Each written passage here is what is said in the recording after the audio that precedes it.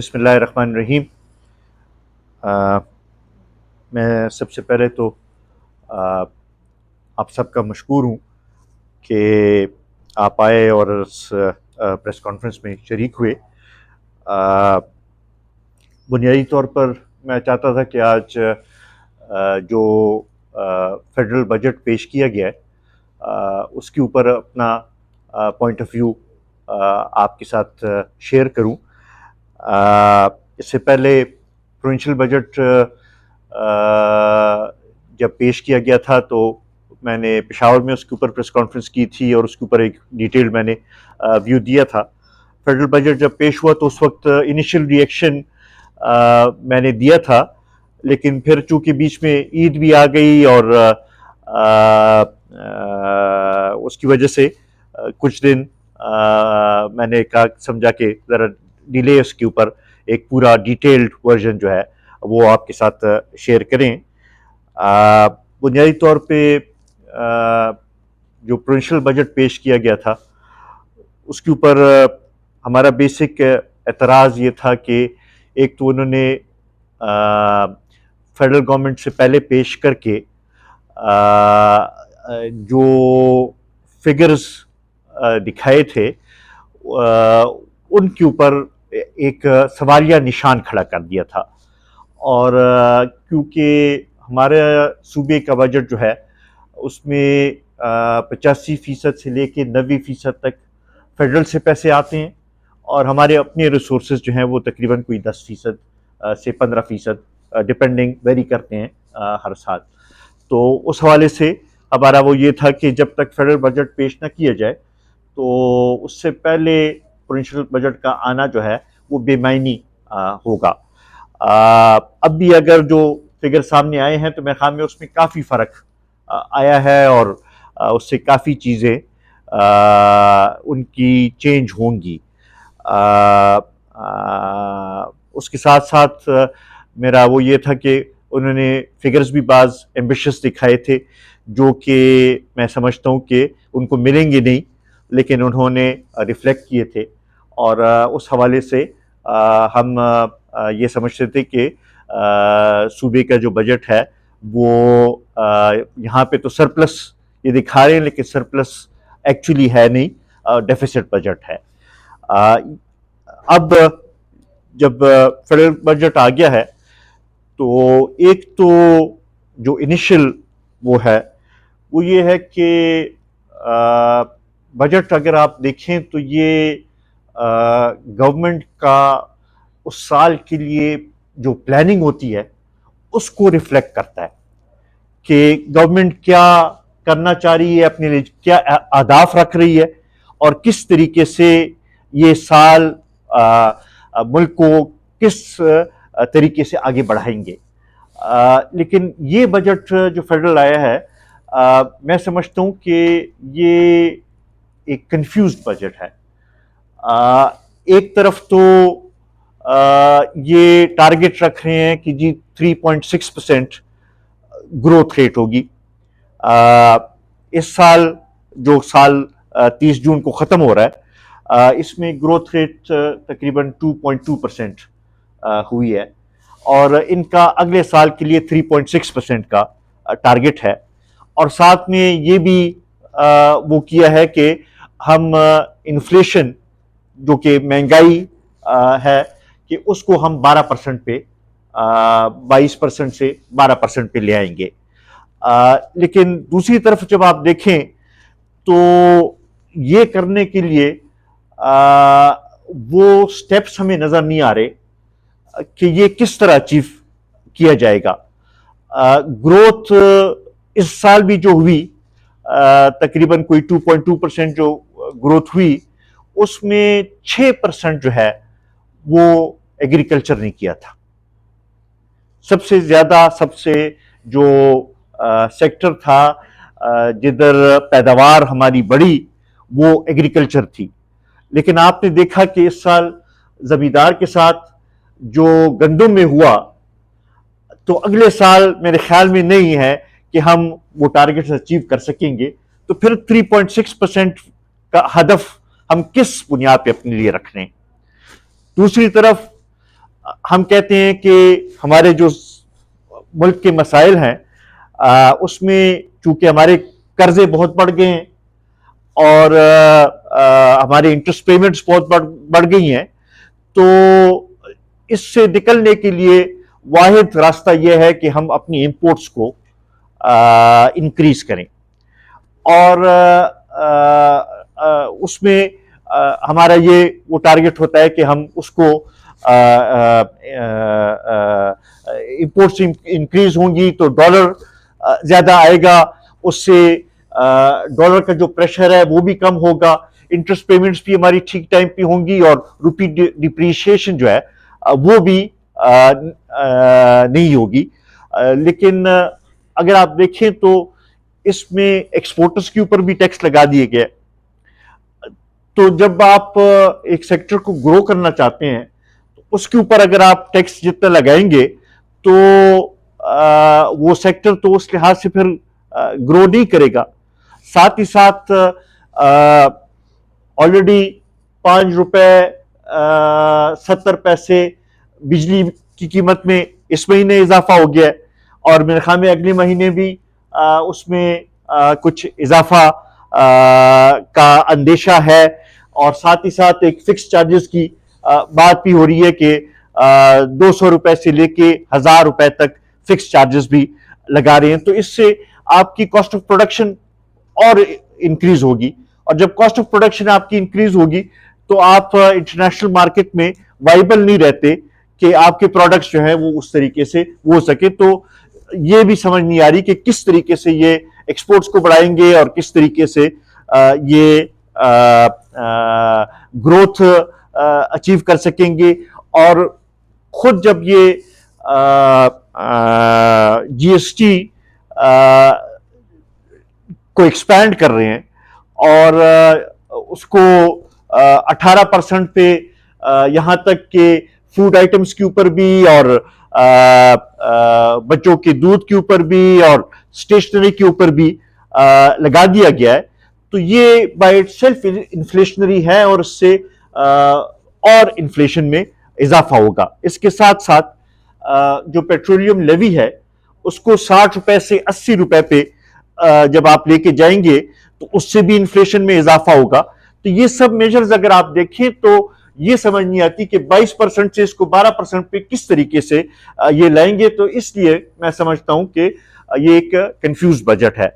साथ ही साथ एक तरफ तो हम ये रोना रोते हैं और ये एक तरगीब करते हैं, ये कौम से तवक्को करते हैं कि कौम ज्यादा टैक्स देगी और अपने ऊपर ये बोझ सहकर मुल्क को इस मुश्किल हालात से निकालेगी। लेकिन दूसरी तरफ अगर हम देखें तो हुकूमत का एक्सपेंडिचर में भी इजाफा हुआ है और हुकूमत के एक्सपेंडिचर में जो इनके अपने बजट डॉक्यूमेंट है उसको अगर आप देखें तो 32% हुकूमत के अपने एक्सपेंसेस में इजाफा हुआ है। तो आप एक तरफ हुकूमत आवाम के ऊपर तो बोझ डाल रही है, आवाम को तो कह रही है कि जी आप अपने खर्चे भी कम करें और हुकूमत को भी ज्यादा दें और तकलीफ बर्दाश्त करें, लेकिन खुद हुकूमत जो है वो अपने खर्चों में इजाफा कर रही है। और फिर इसमें खसूसन मैं ये ऐड करना चाहूंगा कि प्राइम मिनिस्टर हाउस और प्राइम मिनिस्टर सेक्रेटेरिएट का जो है उसमें तकरीबन 260 मिलियन यानी 26 करोड़ का इजाफा सिर्फ प्राइम मिनिस्टर हाउस और प्राइम मिनिस्टर सेक्रेटेरिएट के अखराजात में किया गया है। तो ये मुझे समझ नहीं आ रही कि ये बजट किस तरफ ये चीजें लेके जाना चाहते हैं। हम ये समझते हैं कि जो फिगर्स हम देखते हैं, जो गवर्नमेंट का जो तरीकेकार हम देख रहे हैं, हमें तो ये लग रहा है कि सितंबर अक्टूबर में एक और मिनी बजट आएगा और उसमें फिर फर्दर और टैक्स लगेंगे और उसी से ये सिलसिला शुरू होगा, क्योंकि लगता यह है कि तकरीबन कोई 500 बिलियन का शॉर्टफॉल है इस मौजूदा फिगर्स में और इस इन इन डॉक्यूमेंट्स में। तो इस हवाले से मैं समझता हूं कि ये कंफ्यूज्ड बजट है और इसका अवाम के ऊपर फर्दर इसका बोझ पड़ेगा और इस तरीके से कम मैं नहीं समझता कि मुल्क इन मुश्किल हालात से निकल सके। थोड़ा इसको सिंप्लीफाइड तरीके से भी मैं वो कर देता हूं। बुनियादी तौर पे इस वक्त जो आपकी पोजीशन है वो ये है कि तकरीबन कोई 18 खरब का आपने बजट पेश किया, उसमें 9 खरब जो है ये आपके सिर्फ कर्जे और इंटरेस्ट पेमेंट्स हैं, बाकी रह गए आपके 9 खरब। अगर ये सिलसिला जारी रहा तो आप जो जो पिछले कई सालों से ये जो सिलसिला है इसमें आप सिर्फ फर्दर और कर्जे ले रहे हैं अपने मौजूदा जो कर्जों का इंटरेस्ट है उसको भरने के लिए और हुकूमत को चलाने के लिए। तो इससे तो सिलसिला ठीक तरफ नहीं जाएगा और दिन ब दिन हमारे सिर्फ कर्जों में ही इजाफा होगा और उसका बोझ जो है वो गरीब आवाम के ऊपर ही पड़ता जाएगा। इसके साथ साथ मैं ये भी समझता हूं कि जो फेडरल पीएसडीपी को अगर आप देखें तो उसमें हमारे सूबे के साथ ज्यादती की गई है और बाकी सूबों को जिस तरीके से शेयर दिए गए हैं, खासकर बड़े सूबे को, तो उस हवाले से हमारे सूबे के लिए कम रकम भी रखी गई है और स्कीमें भी हमें कम दी गई हैं। तो उस हवाले से भी हम समझते हैं, क्योंकि अगर आप देखें तो एक तरफ तो दहशतगर्दी के खिलाफ जंग में हमारा सूबा फ्रंट लाइन सूबा था और उसके नुकसानात अभी तक हम महसूस कर रहे हैं और गुर्बत वैसे भी हमारे सूबे में बाकी सूबों से ज्यादा है। तो इस हवाले से और फिर खासकर जो मर्ज्ड एरियाज सूबे में मर्ज किए गए थे, तो उस हवाले से भी हमारा ये हक बनता था कि यहाँ पे ज्यादा तरक्की के मंसूबे होते और इस तरफ ज्यादा तवज्जो दी जाती। लेकिन बदकिस्मती से इन्होंने बाकी सूबों को तरजीह दी है और हमारा सूबा उस लिहाज से पीछे रह गया है। इसलिए मैं समझता हूं कि हमारे सूबे के साथ ज्यादती की गई है। साथ साथ जो मर्ज्ड एरियाज के साथ जो वादा किया गया था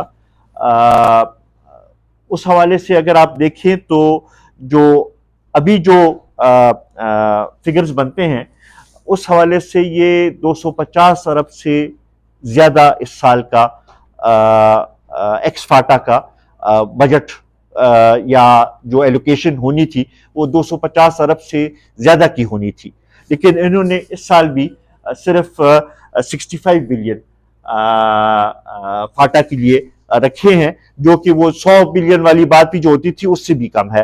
हालांकि 3% की बात थी और 3% अगर आप देखें तो अब वो 250 बिलियन से ज्यादा इस साल रकम बनती है। तो उस लिहाज से फाटा के साथ भी ज्यादती की गई है। जहां तक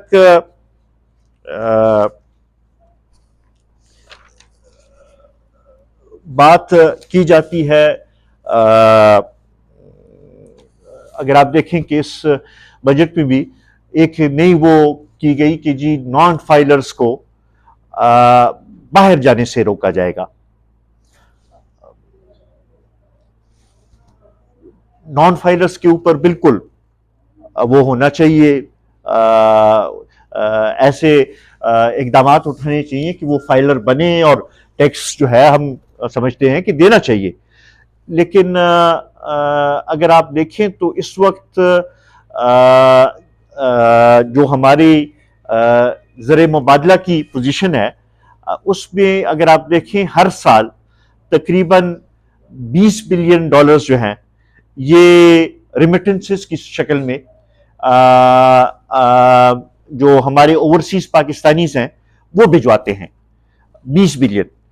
और इसमें अगर आप जो मैंने ओवरसीज पाकिस्तानीज जो फाउंडेशन है उसके जो रिकॉर्ड से हमने वो किया है, उसमें अगर आप देखें तो उस 20 बिलियन में तकरीबन कोई 12 से 13 बिलियन जो है ये Saudi Arabia, UAE, Kuwait, Qatar, Oman, इससे आता है।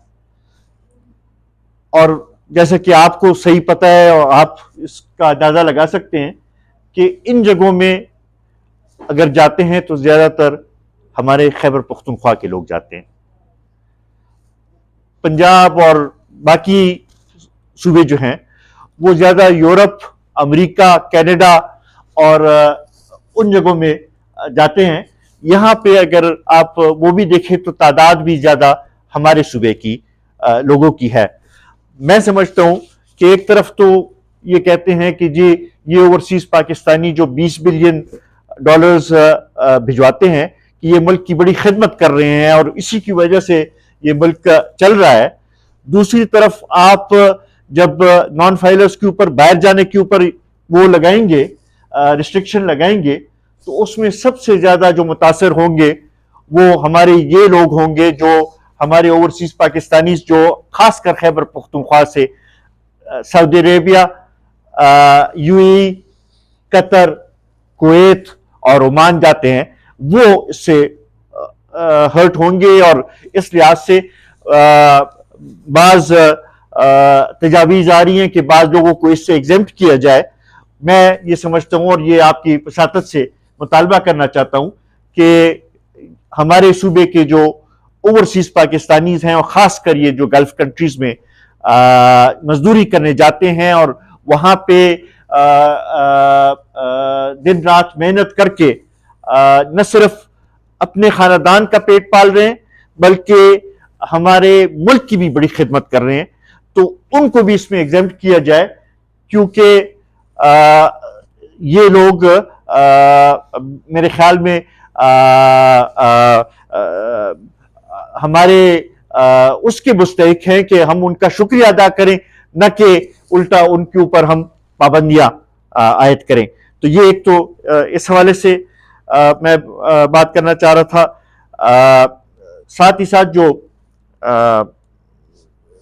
बिजली की कीमतों में 5 रुपए 70 पैसे ये पिछले दिनों जो इजाफा किया गया, अब जो ये फिक्स चार्जेस वाली बात आ रही है और साथ में साथ और इसमें इजाफे की बात हो रही है, तो इससे मेरे ख्याल में ये नाकाबिले बर्दाश्त हद तक चला जाएगा और एक आम आदमी के लिए बहुत ही मुश्किल होगा ये बिल दाखिल करना।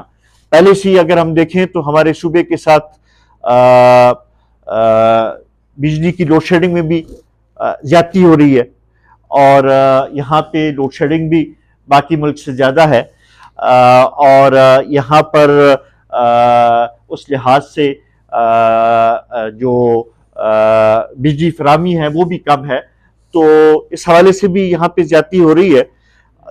लेकिन एक अजीब सा प्रोपेगेंडा किया जा रहा है कि जी यहाँ के लोग बिल नहीं पे करते। आपने सुना होगा टॉक शोज के ऊपर भी, और ये एक पूरा एक केस बिल्ड किया जा रहा है। तो मैंने उसकी भी थोड़े फिगर्स निकाले हैं।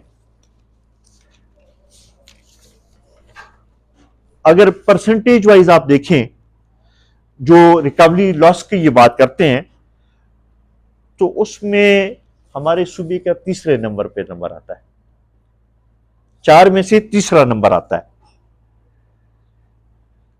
टॉप पे उसमें बलूचिस्तान है, फिर सिंध है, उसके बाद हम आते हैं। तो ये भी एक जो तासुर बिल्ड किया जा रहा है वो मैं समझता हूं कि गलत है। और फिगर हवाले से भी अगर आप देखें तो जो ये फिगर दे रहे हैं वो कहते हैं कि 137 बिलियन यहाँ पे रिकवरी लॉस है और पंजाब का 134 बिलियन है। तो मतलब तकरीबन बराबर ही वो हुआ। तो उस हवाले से मेरे ख्याल में ये किसी को हक नहीं पहुंचता कि वो पूरे सूबे के ऊपर और हमारे पूरे सूबे के लोगों के ऊपर इस किस्म की एक ब्रैकेटिंग करें कि जी वहां पे कोई बिल नहीं देता या कोई वो नहीं करता। ये गलत एक वो तासुर है। मैं ये भी समझता हूं कि इस दफा ईद पे भी उस तरीके से पैकेज नहीं दिया गया और लोड शेडिंग उसी तरीके से हुई। ये भी ज्यादती है और इस तरफ तवज्जो देने की जरूरत है। जो हमारा पावर सेक्टर है इसके बहुत मसाइल हैं और आजकल जो माशी बहरान से हम गुजर रहे हैं इसकी भी एक बहुत बड़ी वजह पावर सेक्टर का बहरान है, क्योंकि ज्यादा कर्जे जो हैं वो पावर सेक्टर के जो आईपीपीज हैं उसके लिए लिए गए हैं या दूसरे जगहों पे भी जो पावर सेक्टर के वो लगाए गए हैं उसमें काफी कर्जे बनते हैं। तो उस हवाले से इसको ठीक करने की जरूरत है और उसमें खसूसन जो मुआहदे किए गए वो मुल्की मफादात को सामने रखते हुए नहीं किए गए। और अब तो मेरे ख्याल में खुद इनके वज़रा भी मानते हैं कि जी हाँ वो मुआहदे उस तरीके से नहीं हुए। तो फिर इसको रिविजिट करने की जरूरत है ताकि ये अवाम को जून में बजट का जो झटका लगता है और फिर हर महीने बिजली के बिलों के जरिए जो झटके लगते हैं इसमें कम से कम कमी आए ताकि अवाम रिलीफ महसूस करे। साथ ही साथ जो लोड शेडिंग है उसमें भी कमी आनी चाहिए ताकि ये एक वो ना क्रिएट किया जाए कि जो इनके अपने लॉसेस हैं, जो टेक्निकल लॉसेस हैं, जो चूंकि ये सिस्टम अपना नहीं अपग्रेड करते, उसका सारा बोझ भी अवाम के ऊपर नहीं डालना चाहिए। तो इस हवाले से ये मैं वो करना चाह रहा था।